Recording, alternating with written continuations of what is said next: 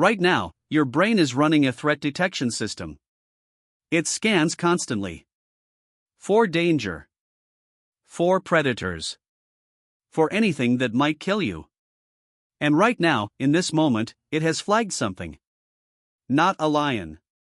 Not a drop in temperature. Not the sound of something moving in the dark.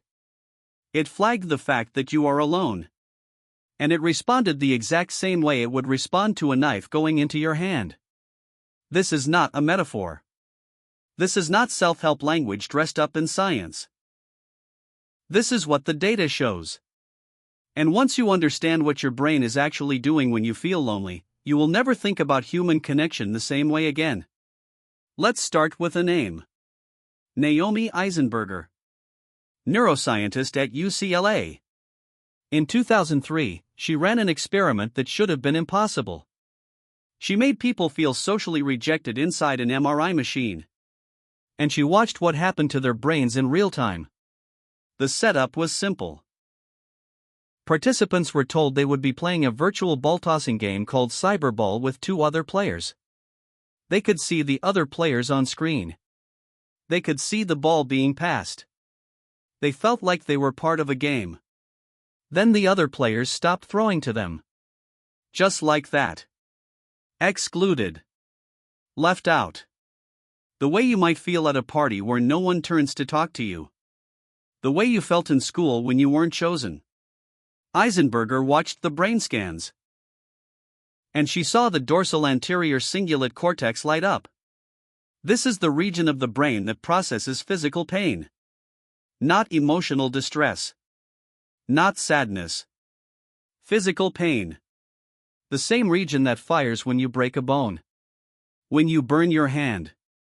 When tissue is damaged and your nervous system screams. It fired for being left out of a computer game. She published the results in Science. The title was direct. Does rejection hurt? A fMRI study of social exclusion. The answer the data gave was yes. Literally. In the same place. Using the same circuitry. But Eisenberger wanted to go further. She gave a separate group of participants acetaminophen. Tylenol. A painkiller. For 3 weeks, they took it daily. At the end of the study, they reported significantly less social pain than the placebo group. A drug designed to blunt physical sensation had measurably reduced the feeling of loneliness and rejection. Your brain does not have separate systems for physical pain and social pain. It has one system. And it treats being left out as damage. The question is why? Matthew Lieberman, also at UCLA, spent years working through this. His answer reaches back to the same place everything reaches back to. Evolution. For most of human history, being separated from your group was not uncomfortable. It was a death sentence. A lone human on the African savanna, without fire, without numbers, without the group that knew where the water was, did not survive long. So your brain evolved an early warning system. The moment social connection starts to fray, pain fires. Not to punies. To force you back. The same way hunger forces you toward food. The same way thirst forces you toward water. Loneliness is a biological drive. As old and as urgent as any of the others. But we built a world that ignores this entirely. In 2018, the United Kingdom appointed the world's first minister for loneliness. The appointment came after a government report found that more than 9 million people in Britain, nearly 1 in 5, reported feeling lonely often or always. The report noted that loneliness had become one of the greatest public health challenges the country faced. Not because of any virus. Not because of poverty or physical illness. Because people had no one. Julian Holt-Lunstad, a researcher at Brigham Young University, had already been building the case for years. In 2015, she published a meta-analysis covering more than 3 million people across 70 studies. Her finding was simple and devastating. Social isolation increased the risk of early death by 29%. Loneliness increased it by 26%. Living alone increased it by 32%. She compared the effect size to smoking 15 cigarettes a day. She said loneliness was more dangerous than obesity. These are not small numbers. These are not edge cases in unusual populations. This is across 3 million people. And still, somehow, we treat loneliness as a mood. As something you push through. As a personality problem belonging to the person experiencing it. But the body knows better. When you are chronically lonely, your immune system shifts. Steve Cole at UCLA found that lonely people show a distinct pattern of gene expression. The genes that control inflammation upregulate. The genes that control antiviral response downregulate. Your body, reading isolation as physical danger, prepares for wounds and infection. It expects to be hurt.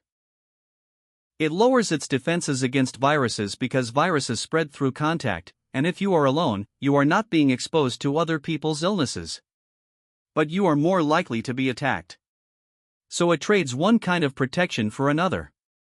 Chronically lonely people get sick more often. They recover more slowly. Their wounds heal at a measurably slower rate. Their hearts work harder. Their blood pressure sits higher. The body is not confused. It is responding exactly as it was designed to. It just was not designed for a world where isolation could last years without any predator ever arriving. Now take all of this and consider what we have been doing inside our prison system. Solitary confinement.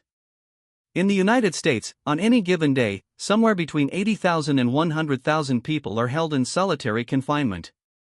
Some for days. Some for weeks. Some for years. Some for decades. Stuart Gracian, a psychiatrist at Harvard Medical School, spent years interviewing people held in solitary. What he found was consistent enough across hundreds of interviews that he gave it a name. SHU syndrome. Named for the Security Housing Unit, the formal term for S. Solitary.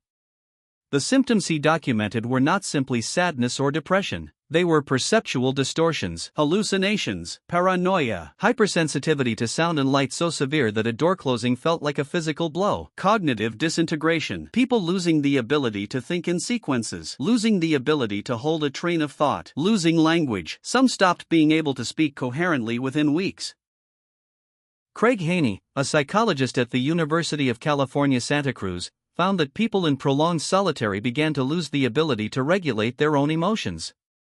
Not because they chose to. Because the neural circuits that regulate emotion require social input to stay calibrated. Your emotional system was never designed to run alone. It runs on feedback. On faces. On the micro adjustments you make every time you read someone's expression and they read yours. Without that input, the system drifts. Then it breaks. Haney described it this way. The experience of solitary confinement does something to a person that cannot simply be undone when they are released. Some changes are permanent, and yet this is a legal punishment administered by the state in a country that has signed international agreements against torture. Juan Mendez, the United Nations Special Rapporteur on Torture, stated in 2011 that solitary confinement beyond 15 days constitutes cruel, inhuman, or degrading treatment under international law. 15 days. Some people in American prisons have spent more than 40 years in solitary. Hold that number next to Eisenberger's brain scans. Next to the gene expression data. Next to Gracian's interviews with men who lost their ability to speak. And then ask yourself what we are actually doing when we do that to a person. Here is what makes this more unsettling than it already is. You do not need a prison to experience this. John Cacioppo, the psychologist who spent 30 years studying loneliness at the University of Chicago, found that the subjective feeling of being alone matters more than the objective fact of it. You can be surrounded by people and be profoundly lonely.